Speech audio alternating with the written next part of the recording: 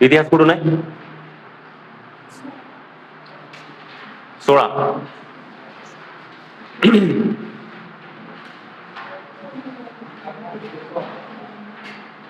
हा, चल बघा, पहिला प्रश्न काय विचारला होता? पहिला प्रश्न आहे, जर चॅप्टर वाईज काढला आपण तर हा प्रश्न येतो उद्योग आणि गव्हर्नर जनरल. उद्योग आणि गव्हर्नर जनरल वरती मिळून एखादा प्रश्न आयोग कधी कधी विचारतं, कारण आयोगाचा आवडता पॅटर्न आहे गव्हर्नर जनरल किंवा व्हाईसरॉय वरती प्रश्न विचारणं. बघा तुम्ही, एक एक्झाम झाल्यानंतर पुढच्या एक्झामला तुम्हाला एखादा प्रश्न तर आयोग विचारतोच गव्हर्नर जनरल वरती. प्रश्न असा आहे की भारतातली पहिली कापड गिरणी कावसजी दावर यांनी स्थापन केली, ती कोणाच्या कार्यकाळात स्थापन केली होती? म्हणजे काय आता माहिती पाहिजे आपल्याला? पहिली गोष्ट माहिती पाहिजे की ही कापड गिरणी स्थापन कधी झाली आहे.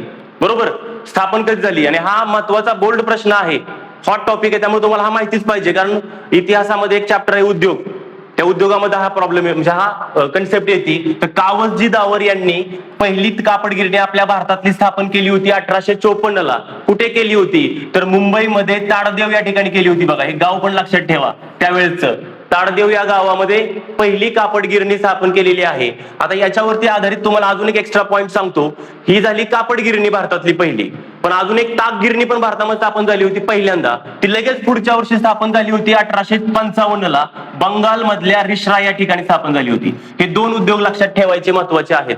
पहिली कापड गिरणी म्हटलं की कावसजी दावर यांची. बरं, त्या कंपनीचं नाव काय होतं? Bombay spinning and weaving company. काय नाव होतं? Bombay spinning and weaving company. विचारलाय प्रश्न आयोगाने याच्यावरती, कंपनीचं नाव पण विचारलं होतं. स्थापन झाली 1854 ला. कुठे स्थापन झाली आहे? मुंबईतल्या ताडदेव या ठिकाणी स्थापन झाली आहे. पहिली ताग गिरणी कुठे स्थापन झाली आहे? 1855 ला रिश्रा या ठिकाणी स्थापन झाली आहे. ठीक आहे. पहिला साखर कारखाना भारतातला साखर कारखाना कधी चालू झालाय तो पण लक्षात ठेवा. 1910 ला पहिला साखर कारखाना स्थापन झाला भारतामधला.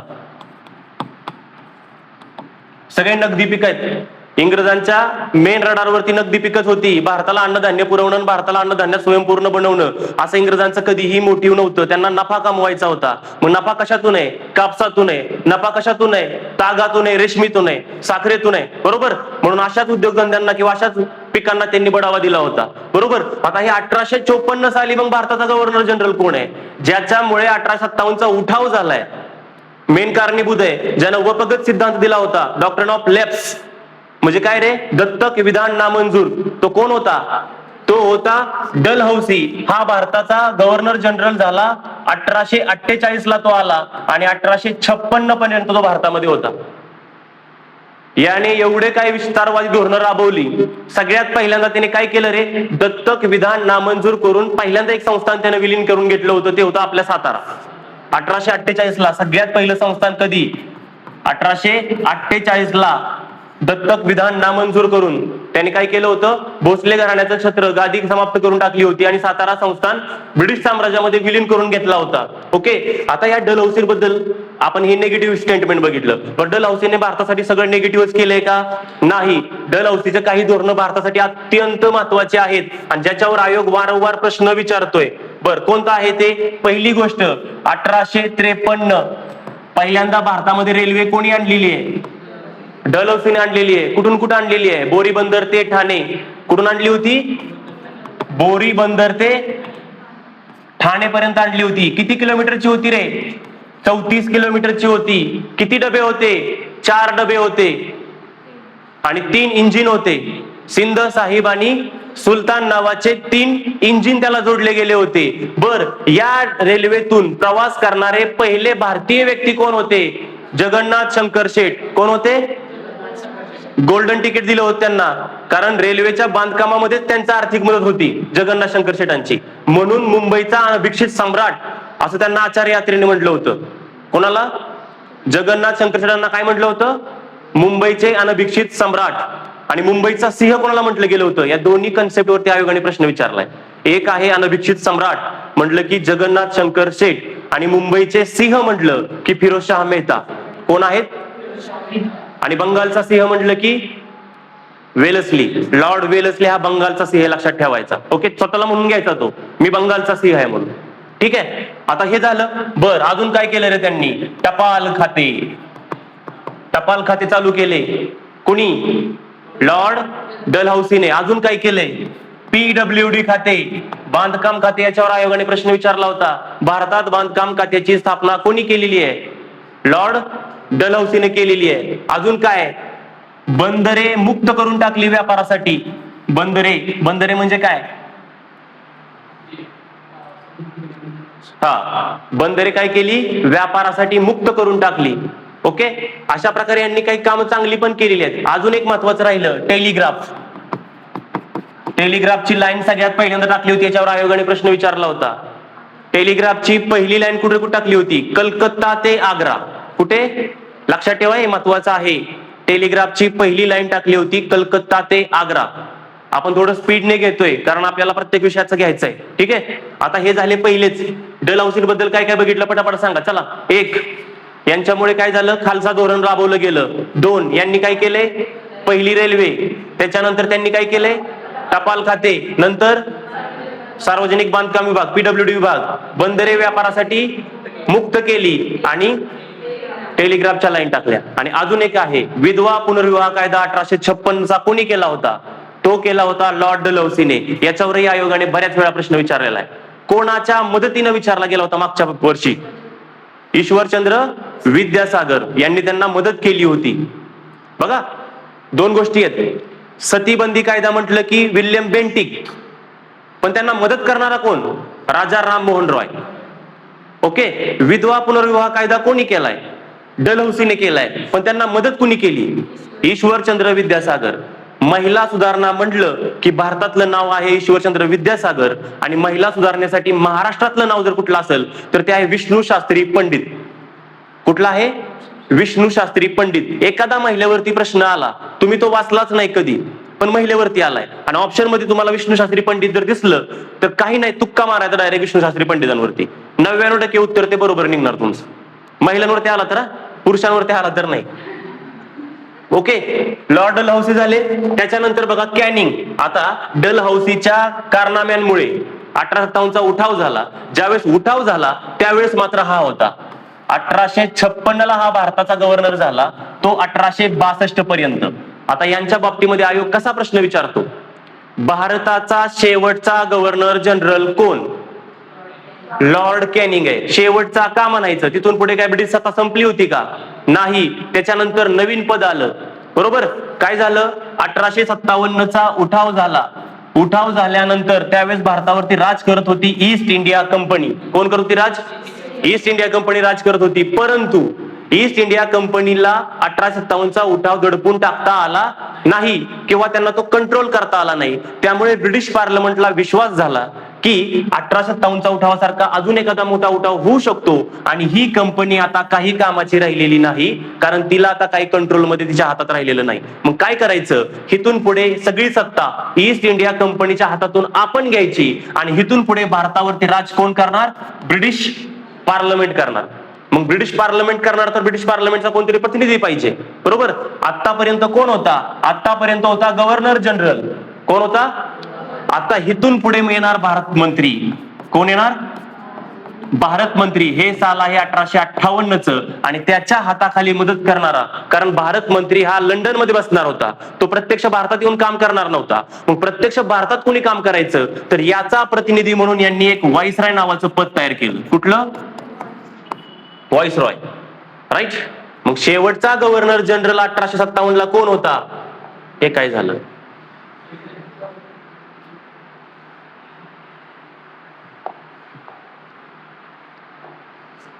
ठीक.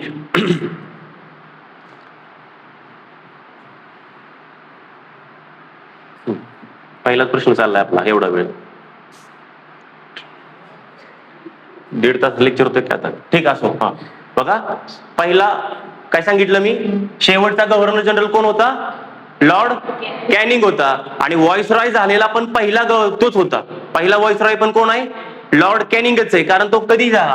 कधीपर्यंत आहे? 1862 पर्यंत आहे. आणि व्हॉइसरॉय पद हे कधी तयार केलेलं आहे? 1858 ला तयार केलेलं आहे. म्हणून पहिला व्हॉइसरॉय पण तोच, शेवटचा गव्हर्नर जनरल पण तोच. आता लॉर्ड कॅनिंगच्या काळामध्ये काय झालं होतं रे? लॉर्ड कॅनिंगच्या काळातली सगळ्यात महत्वाची तरतूद म्हणजे एक 1857चा उठाव कोणाच्या काळात झालाय?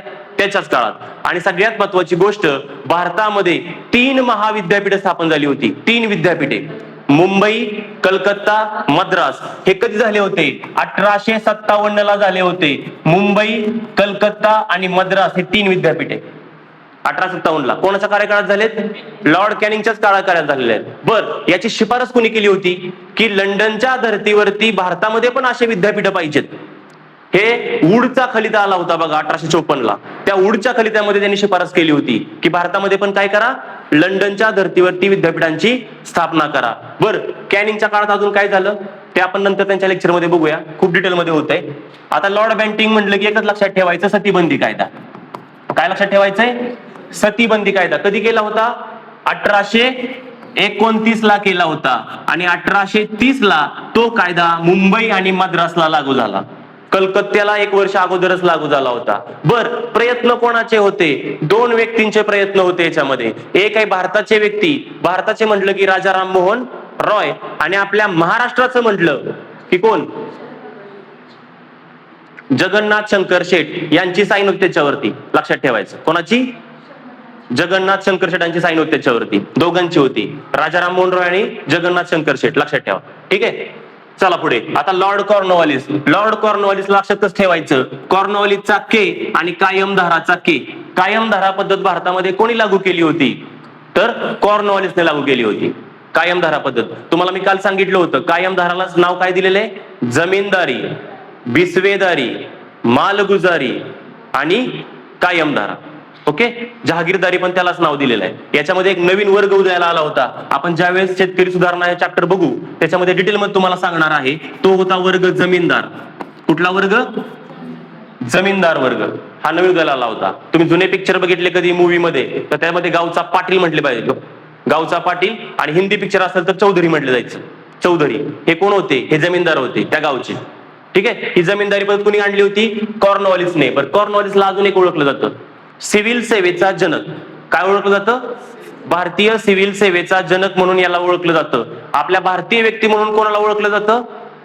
अखिल भारतीय सेवेचे जनक म्हणून सरदार वल्लभभाई पटेल यांना ओळखलं जातं. आणि गव्हर्नर म्हटलं तर कॉर्नवॉलिस यांना ओळखलं जातं. ठीक आहे, याचं उत्तर काय आहे? Lord Dalhousie. चला पुढे, पुढचा प्रश्न बघूया. पुढचा प्रश्न विचारला आहे घटनात्मक सुधारणा कायदा. बघा, घटनात्मक सुधारणा कायद्यांवरती आयोग एखादा प्रश्न विचारतं. याच्यामध्ये भरपूर प्रकारचे कायदे आहेत. पहिला आहे रेग्युलेटिंग ऍक्ट 1773चा रेग्युलेटिंग ऍक्ट. त्याच्यानंतर बरोबर 20 वर्षांनी कायदे आले, त्याला चार्टर कायदे म्हटलेत. 93 ला आला, 13 ला आला, 1833 ला आला, 1853 ला आला. कुठले कायदे? चार्टर कायदे. त्याच्यानंतर तुम्हाला मी सांगितलं ईस्ट इंडिया कंपनीकडून सत्ता काढून घेतली. आणि कोणी घेतली? ब्रिटिश पार्लमेंटने घेतली. मग ब्रिटिश पार्लमेंटने भारत मंत्री हे पद तयार केलं आणि भारत मंत्र्याच्या हाताखाली काम करणारं एक काउन्सिल तयार केलं. काय तयार केलं? मग आता इथून पुढे भारतासाठी कायदे कोण करणार? ते काउन्सिल तयार करणार. म्हणून ते कायदे तयार झाले, त्याला काउन्सिल ऍक्ट म्हटलं गेलं. काय म्हटलं गेलं? Council act. मग पहिला आहे 1861चा. तिथून पुढे मग 1861 आहे, 1892 आहे, त्याच्यानंतर 1909चा कुठला आहे? मोर्ले मिंटो सुधारणा कायदा आहे. आणि हा 1919चा आहे मॉन्टफोर्ड. मॉन्टेग्यू चेम्सफोर्ड, 2 नाव आहे त्याच्यामध्ये. एक आहे मॉन्टेग्यू आणि एक आहे चेम्सफोर्ड. या 2 नावांना एकत्र करून काय म्हटले गेले? मॉन्टफोर्ड सुधारणा कायदा. बरं, काय केलं होतं या कायद्यामध्ये? एक नवीन पद, भारतीय उच्चायुक्त, हाय कमिशनर. तुम्हाला एक मागाशी सांगितलं होतं 1858 ला एक पद नवीन तयार झालं. 2 पद. कुठली रे? एक भारत मंत्री, बरोबर, आणि एक व्हॉइसरॉय तयार झालं, बरोबर. भारत मंत्र्याला काय काम दिलं होतं? लंडन मध्ये बसायचं आणि भारतासाठी कायदे तयार करायचे, बरोबर. पण नंतर असं झालं की या भारत मंत्र्याचा लोड लय वाढत गेला, कामांचा व्याप वाढत गेला आणि तो कुठेतरी भ्रष्टाचारी निघायला लागला. मग आता काय करायचं? तिकडून त्याला समस्या कळतील का? लंडन मध्ये बसून भारतात काय चालू आहे ते. मग भारतामध्ये एक पद पाठवूया असं, आणि त्याच्या हातातली काही कामं काढून घेऊया. शैक्षणिक कामं, पहिल्यांदा शैक्षणिक कामं काढून घेतली गेली, फार झेरॉक्स मारण्यापासूनच्या.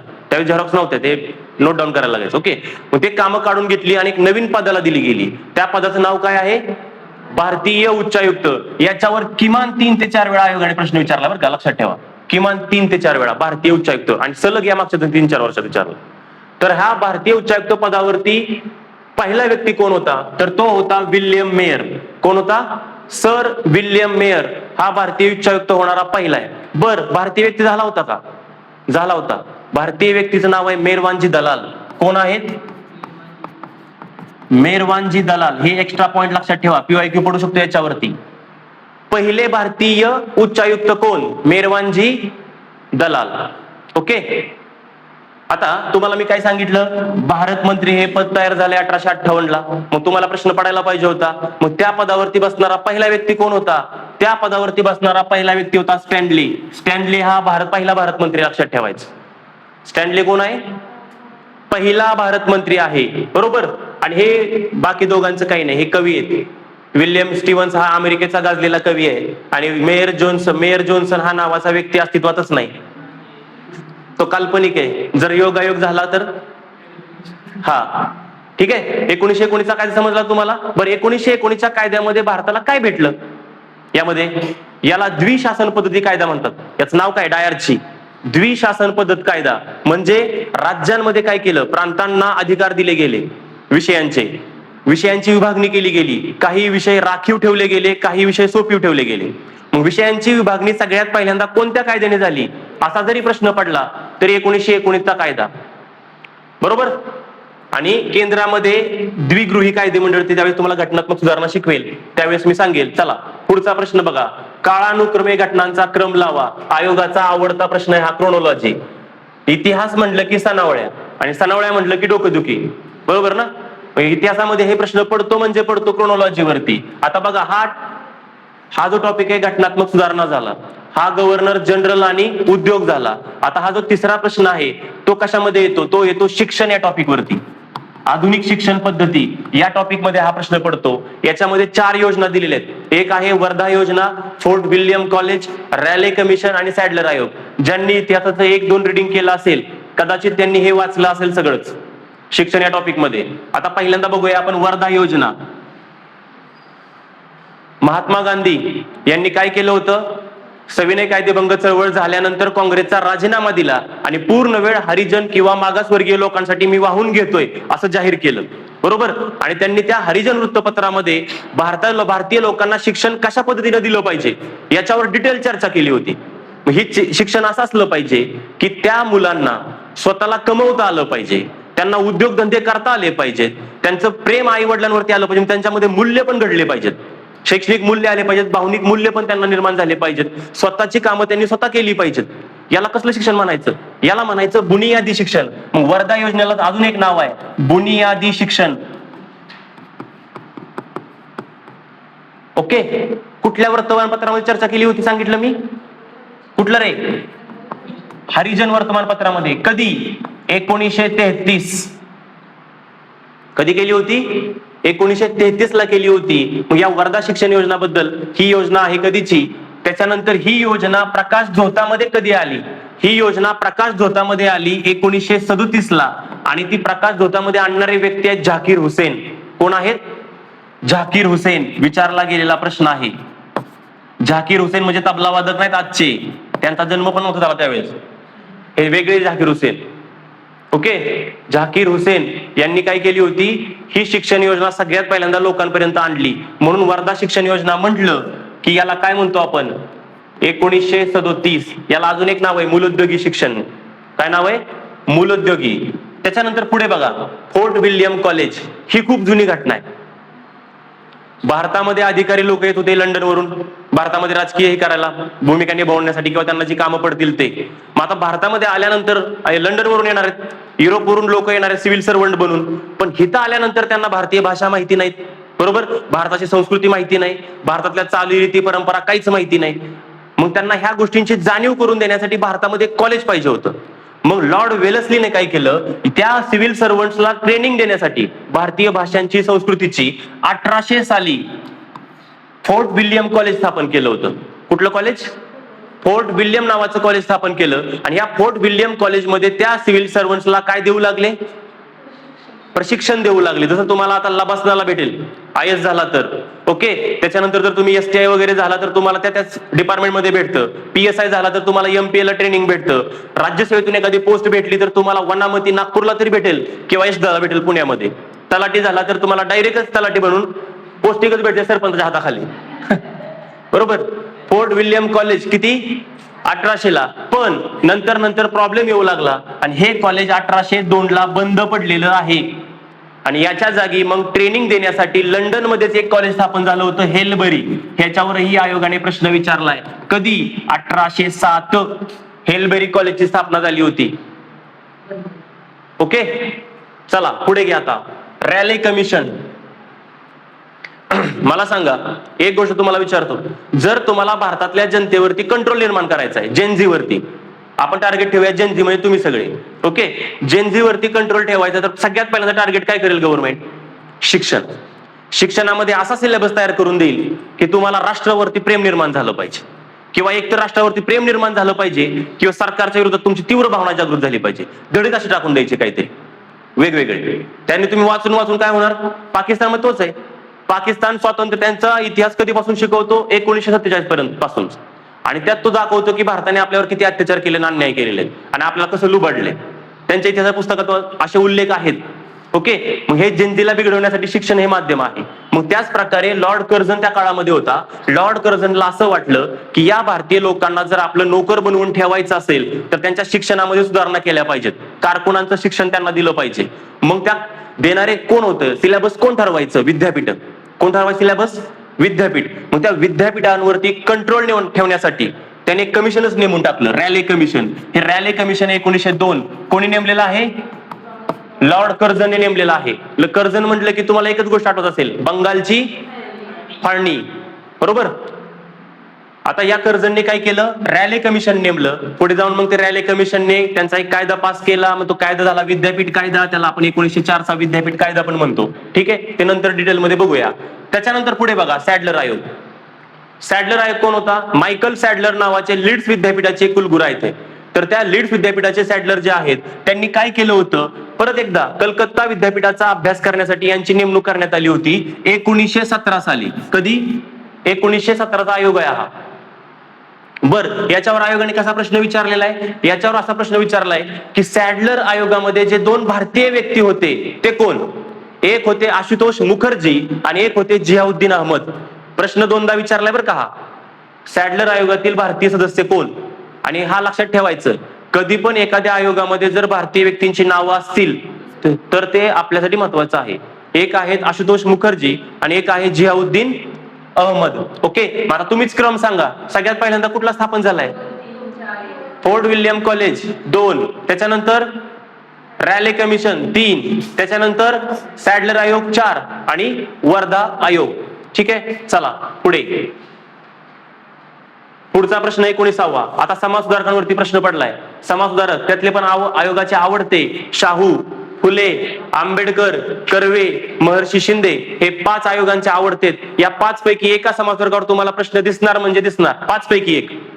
ओके, त्यातले एक आहेत आंबेडकर. 1945 साली पीपल्स एज्युकेशन सोसायटीची स्थापना कोणी केली आहे? कधी स्थापन केली आहे? 1945 ला. बघा, आता 1945 या साली आंबेडकरांनी केली. लक्षात ठेवायचं उत्तर आंबेडकर आहेत.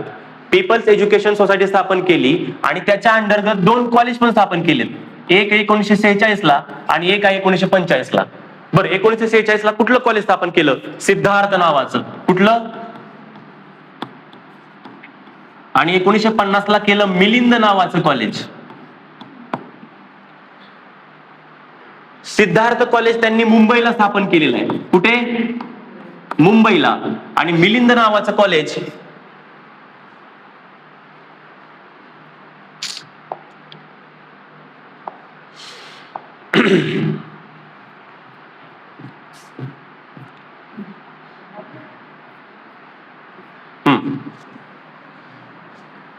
चला, मिलिंद कॉलेज त्यांनी कुठे स्थापन केले? सिद्धार्थ कॉलेज मुंबईमध्ये आणि मिलिंद कॉलेज औरंगाबाद मध्ये, म्हणजे आजच्या छत्रपती संभाजीनगर मध्ये. ओके, लक्षात कसं ठेवायचं? मिलिंदच्या शेवटी काय आहे? द आहे. आणि औरंगाबादच्या पण शेवटी काय आहे? द.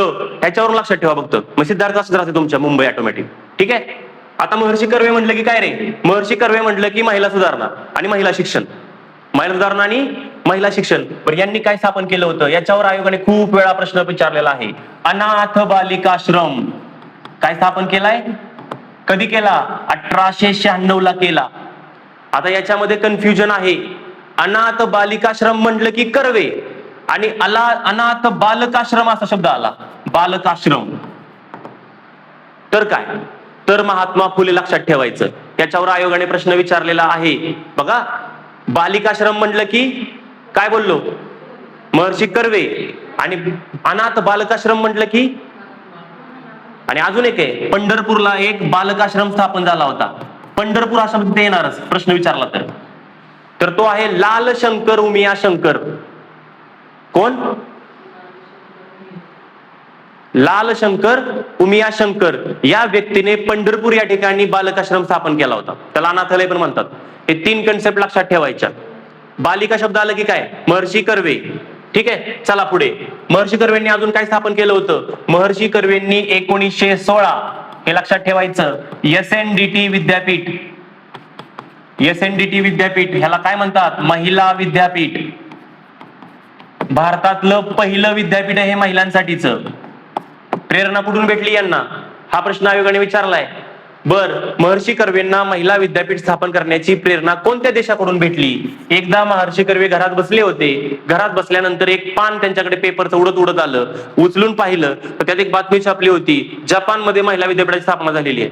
मग त्यांना वाटलं हे काहीतरी नवीनच आहे, महिलांसाठी डेडिकेटेड विद्यापीठ आहे, मग आपण भारतामध्ये पण स्थापन करूया. मग एका वृत्तपत्राच्या पानात, कचऱ्यातलं पान, त्यातून त्यांना प्रेरणा भेटलेली आहे. कुठल्या जगातलं देश आहे तो? जपान या देशाच्या विद्यापीठाकडून त्यांना प्रेरणा भेटलेली आहे. चला पुढे. आता महर्षी शिंदे. महर्षी शिंदे म्हटलं की काय रे?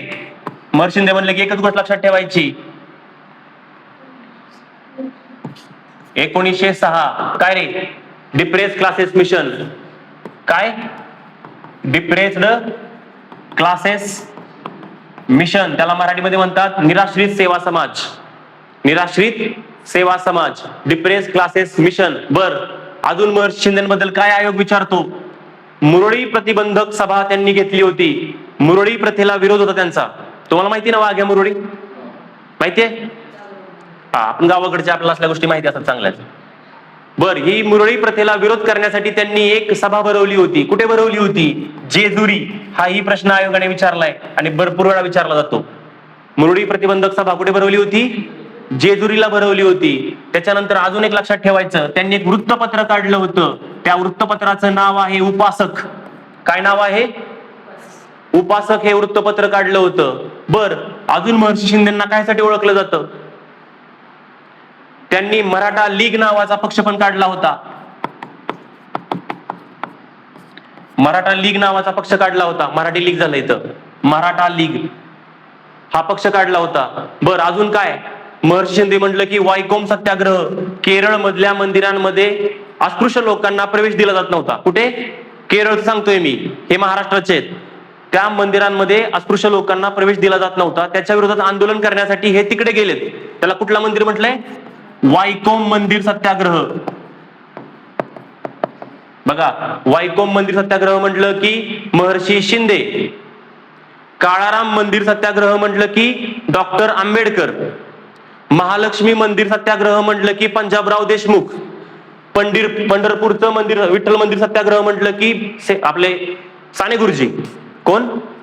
हे 4 मंदिरांचे 4 मोठे समाजसुधारक लक्षात ठेवायचे. परत सांगतो, पंढरपूर म्हटलं की साने गुरुजी, वायकोम म्हटलं की महर्षी शिंदे, काळाराम मंदिर म्हटलं की आंबेडकर, आणि महालक्ष्मी म्हटलं की पंजाबराव देशमुख.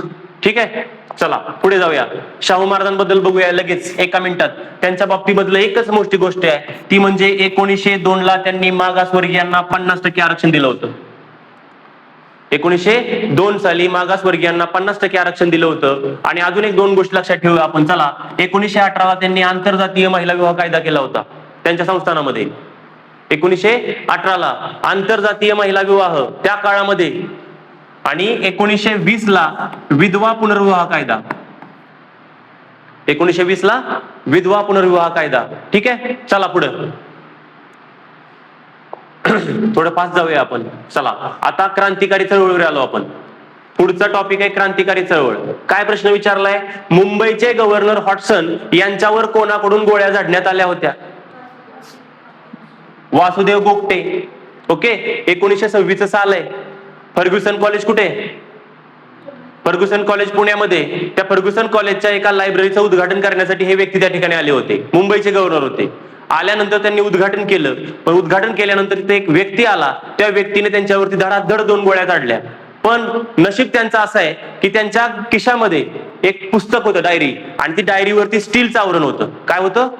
स्टीलचं आवरण. त्यामुळे दोन्ही गोळ्या त्या पुस्तकावरती ढकल्या आणि त्यांचा जीव वाचला. वासुदेव गोगटे यांना पकडण्यात आलं, त्यांना तुरुंगात पाठवण्यात आलं. साधारणतः 7 ते 8 वर्ष ते तुरुंगात होते.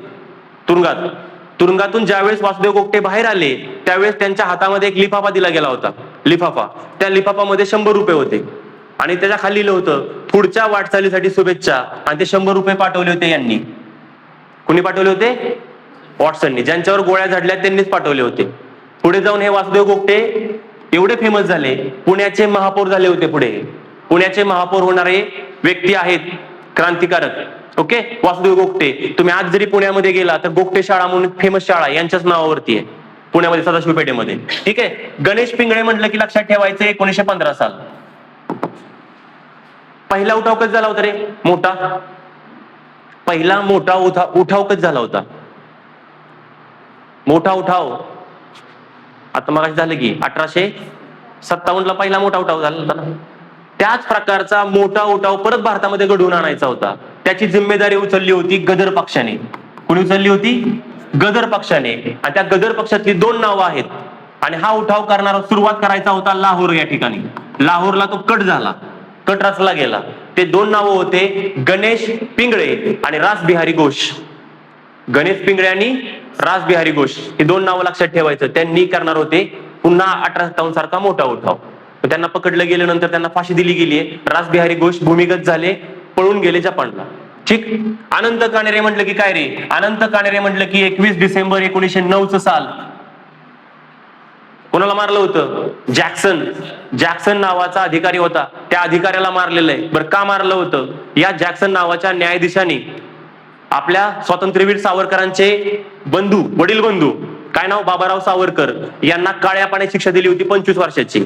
त्याचा बदला घ्यायचा म्हणून यांनी काय केलं? जॅक्सनला गोळ्या घातल्या.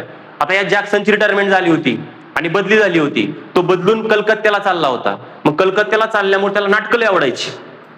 नाटकी माणूस. त्याला काय होता? नाटकं खूप आवडायची. म्हणून त्याच्यासाठी विजयानंद नावाचं थिएटर आहे नाशिकला. त्या ठिकाणी शारदा संगीत नावाचं नाटक ठेवलं होतं. आणि या नाटकामध्ये भूमिका कुणी केली होती? तुम्ही बालगंधर्व तुम्ही ऐकले असतील सगळ्यांनी. ते बालगंधर्व स्टेजवरती ऍक्टिंग करत होते आणि खाली गोळ्या झाडल्या त्यांना. जॅक्सनला अनंत काणेरेंनी 7 गोळ्या झाडल्या होत्या. बरं, हे पिस्तूल कुठून आलं होतं? हे पिस्तूल लंडन वरून आलं होतं.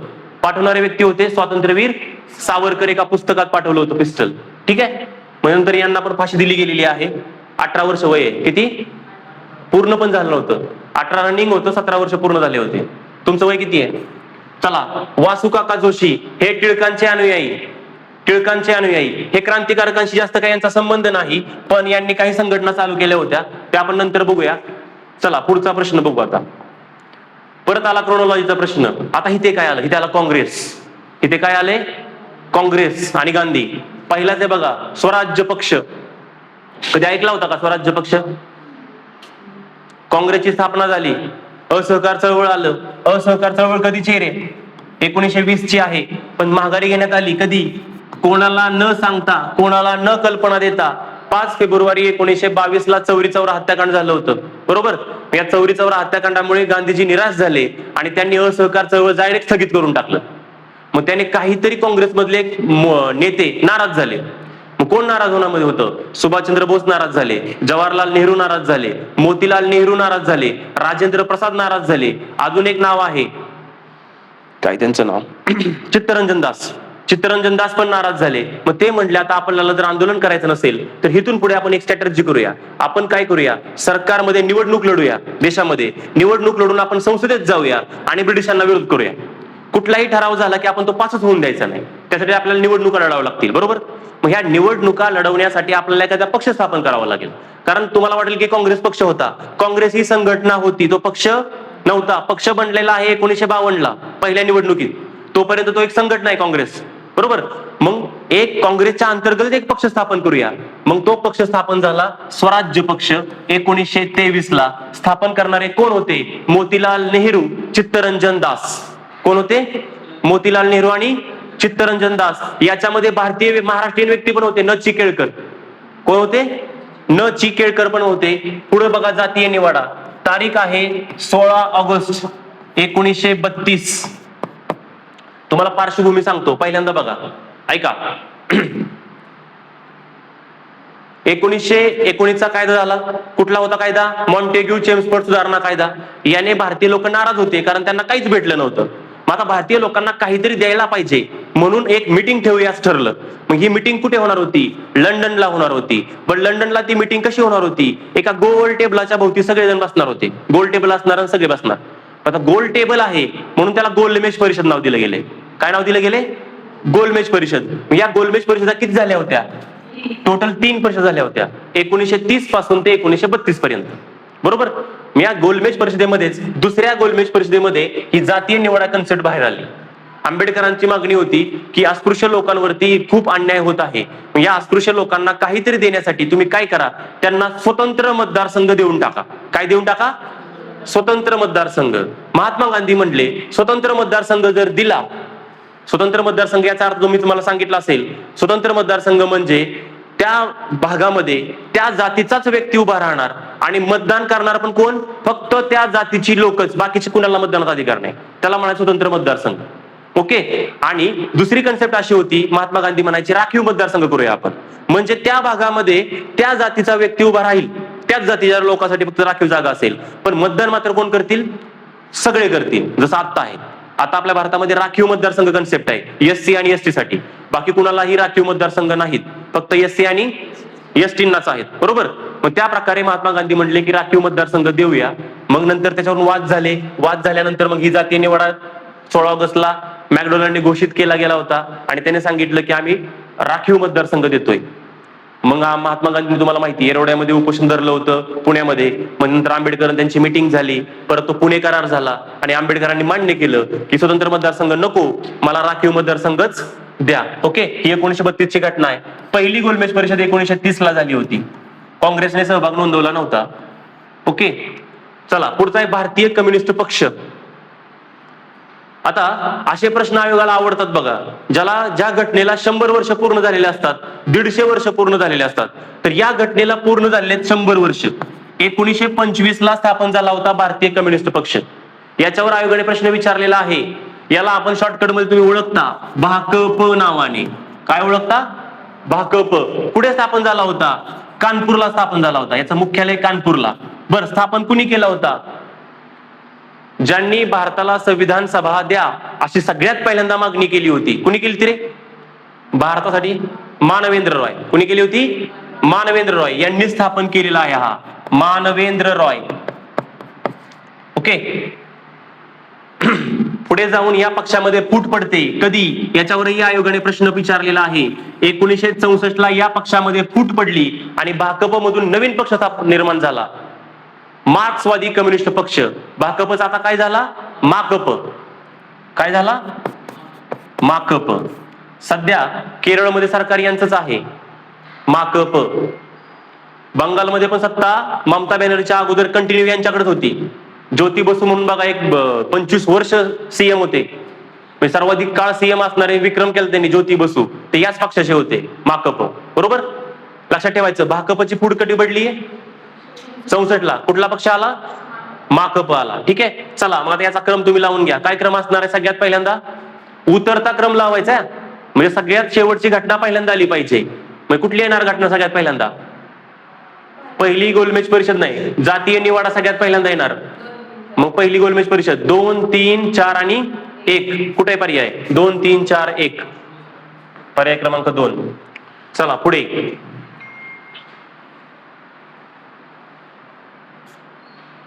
जोड्या लावा. संघटना. तुम्हाला काल बोललो होतो संघटनांवरती एखादा प्रश्न पडतो. कसा?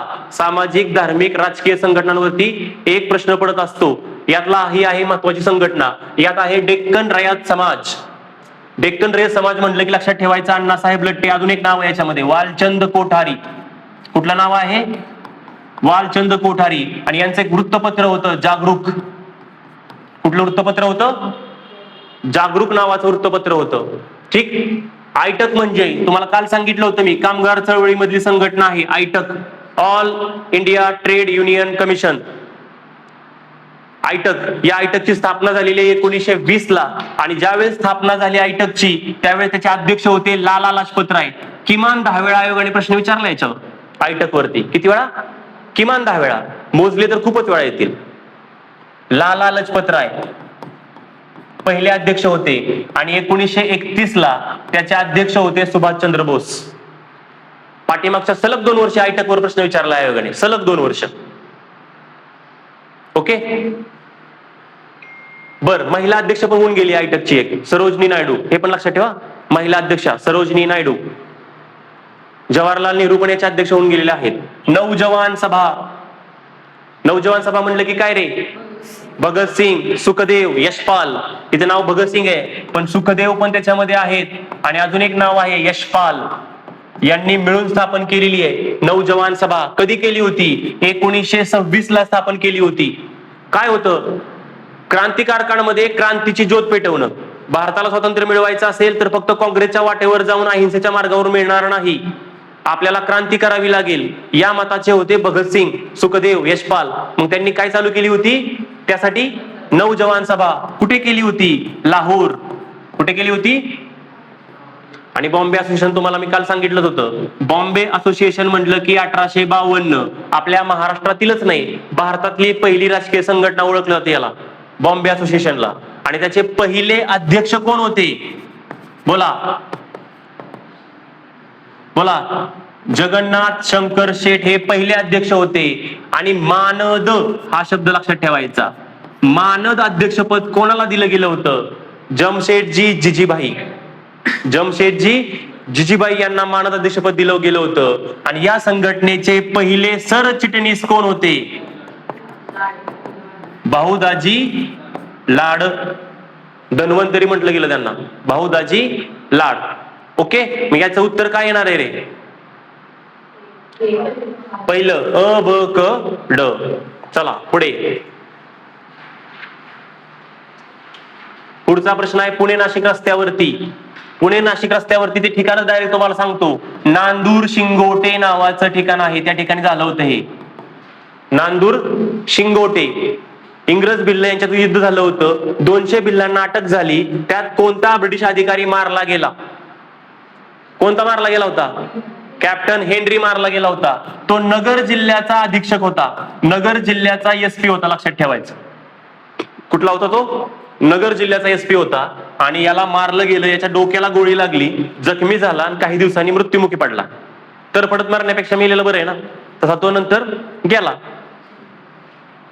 नरकवासी झाला. ओके. नांदूर शिंगोटेला हे युद्ध झालं होतं. कुठे? नांदूर शिंगोटे. ठीक. चला पुढे.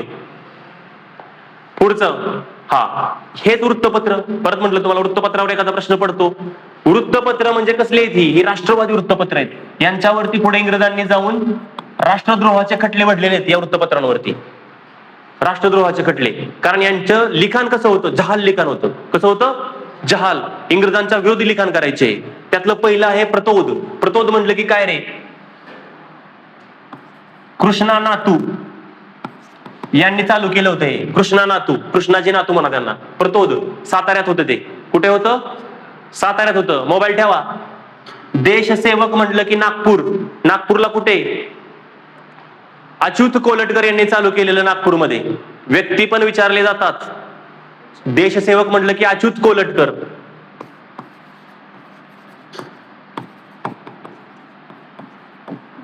पुढचं आहे राष्ट्रमत. राष्ट्रमत हे मुंबईमध्ये होतं. सीताराम दामले. नाव काय आहे? सीताराम दामले. हरिकिशोर. त्यांचं नाव आता माहिती नाही. यवतमाळ मधून होतं ते. ओके. हे सगळे वृत्तपत्र कशी होती? राष्ट्रवादी जहाल विचार मांडणारी वृत्तपत्रे होती. या सगळ्या वृत्तपत्रांवरती पुढे जाऊन काय खटले दाखल केलेत? राष्ट्रद्रोह, देशद्रोहाचे खटले दाखल केलेत. 124 कलम लावलं. याचं उत्तर काय असणार आहे? 1 अ ब क ड. चला पुढे. चंपारण सत्याग्रहामध्ये महात्मा गांधींना सत्याग्रहामध्ये सहभागी होऊन सत्याग्रहाचे नेतृत्व करावे अशी विनंती कोणी केली होती?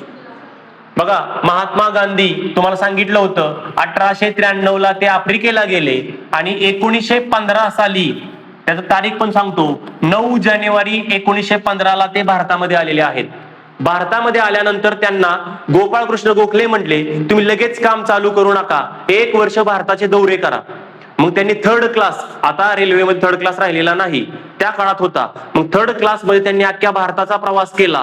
प्रवास केल्यानंतर त्यांना भारतातली गरिबी, लोकांचे प्रॉब्लेम जवळून बघता आले 1 वर्ष प्रवास केल्यानंतर. नंतर ते 1916 साली पहिल्यांदा काँग्रेसच्या अधिवेशनात उपस्थित राहिले, पण स्टेजवर नाही, तुमच्या आमच्यासारखे डायरेक्ट खाली जाऊन लोकांमध्ये बसले होते बघण्यासाठी काय आहे काँग्रेस. पहिल्यांदा लखनौ अधिवेशन होतं, या लखनौ अधिवेशन आपण म्हणतो हिंदू मुस्लिम ऐक्य अधिवेशन, ते बघणार आहे आपण पुढे जाऊन. खाली बसले होते, त्याच ठिकाणी त्यांचे एक माणूस आला. तो माणूस म्हणला की चंपारणने या ठिकाणी 3 काठी ह्या पद्धत आहे आणि आमच्यावरती सक्ती केली जाते नीळ पिकवण्याची. तुम्हाला मी सांगितलं असेल जुन्या लेक्चरमध्ये की नीळ या पद्धतीमध्ये, नीळ हे पीक कसं आहे, एकदा जर जमिनीत घेतलं तर दुसऱ्यांदा कुठलंच पीक त्याच्यामध्ये येत नाही, ते जमीनच नापीक करून टाकतं डायरेक्ट. म्हणून या पद्धतीमध्ये काय झालं होतं, शेतकऱ्यांवरती अन्याय होत होता आणि त्यांच्याकडून करार लिहून घेतला गेला होता शेतकऱ्यांकडून की तुम्हाला पिकवावंच लागेल. 3 काठ्या म्हणजे 20 बिघा जमीन असेल तर त्यातली 3 बिघा जमिनीवर तुम्हाला काय करायचे, नीळ पिकवायची. म्हणून राजकुमार शुक्ला नावाचे व्यक्ती महात्मा गांधींना बस भेटले आणि काय म्हटले की तुम्ही चंपारण मध्ये चला आणि आम्हाला ह्या जाचातून मुक्त करा 3 काठी या पद्धतीतून. सुरुवातीला महात्मा गांधींनी त्यांच्याकडे दुर्लक्ष केलं, पुन्हा साबरमती आश्रमात येऊन भेटले होते, त्यावेळेस मात्र त्यांनी मान्य केलं आणि नंतर मग ते चंपारण्याला गेलेत. आणि भारतामध्ये आल्यानंतर महात्मा गांधींनी जी सुरुवात केली चळवळीतून, ती पहिली सुरुवात केली त्यांनी कशातून, चंपारण्यातून. 1917 साली त्यांनी चंपारण सत्याग्रह केला होता आणि त्याच्यामध्ये त्यांनी एक तंत्र वापरलं होतं. तुम्हाला माहिती आहे महात्मा गांधींची काही तंत्र आहेत, 1 सविनय कायदेभंग, 1 उपोषण, 1 असहकार, अहिंसा. हे 4 त्यांचे अस्त्र होते, बरोबर. त्यातलं या ठिकाणी वापरलं होतं सविनय कायदेभंग सगळ्यात पहिल्यांदा. याच्यावरही आयोगाने प्रश्न विचारला होता. म्हणजे सविनय म्हणजे काय, सविनय, नम्रपणे आम्ही तुम्हाला नकार देतो तुमचा कायदा पाळायला, आम्ही पाळणार नाही, आम्ही विरोध करणार नाही, तुम्हाला मारणार नाही, तुमच्यावर गोळ्या चढवणार नाही, आम्ही शांत बसून राहणार पण तुमचा कायदा ऐकणार नाही. ओके, पहिल्यांदा तंत्र. आता माणिक देसाई म्हटलं की त्यांचे सचिव होते, लक्षात ठेवायचं. माणिक देसाई त्यांचे जवळचे सचिव होते, खासगी सचिव. मेहता बंधू म्हटलं की बारडोली सत्याग्रह आणि जे बी कृपलानी म्हटलं की पुढे जाऊन जे बी कृपलानींनी स्वागत केलं त्यांचं. म्हणजे ज्यावेळेस चंपारणमध्ये ते पाऊल ठेवलं, त्यांनी पाऊल ठेवल्यानंतर त्यांचा हार सत्कार घालून स्वागत कुणी केलं होतं, जे बी कृपलानींनी केलं होतं. ठीक आहे, चला पुढे जाऊया आपण. स्पीड कमी होते, झालं का, झालं की झालं, कसं काय झालं, ठीक आहे, समजलं. थोडं फास्ट झालं असेल, हे आपण नंतर चॅप्टर वाईज चॅप्टर मध्ये तुम्हाला स्लो मध्ये शिकवणारच आहे. ठीक आहे, आता राज्यशास्त्र काढा. तुम्हाला ब्रेक पाहिजे का?